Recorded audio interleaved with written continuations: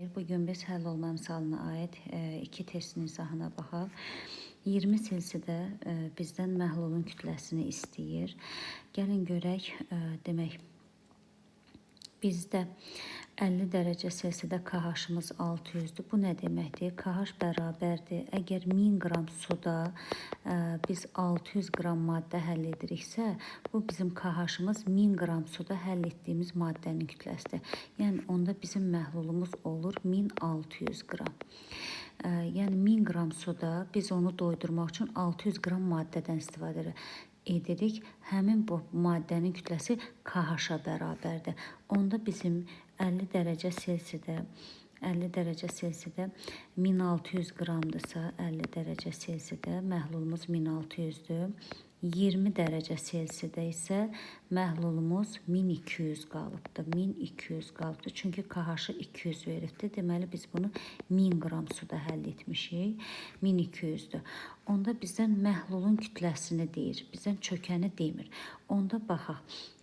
Deməli 600-dən 200-ə düşürdü. Yəni 400 qram maddə burada çökübdür. Qalan məhlulumuz 1200-dür.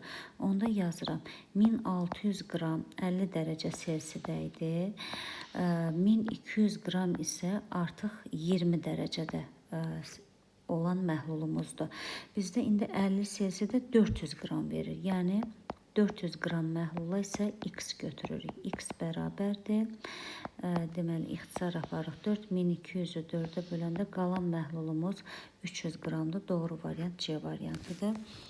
Daha sonra KH-ın qrafikindən olan bir məsələsinə baxaq. Yenə də bu temperaturla əlaqəlidir. 60 selsidə bizim KH-ımız 280-dir. 100 selsidə isə KH-ımız 400-dür. Bu nə deməkdir? Yəni 100 selsidə KH 400-dürsə biz bunu 1000 qram suda həll edib məhlulu 1400 almışıq. Yazıram 1400 qram məhlul 100 dərəcə selsidədir. Onda 1280 qram isə 60 dərəcə selsidədir.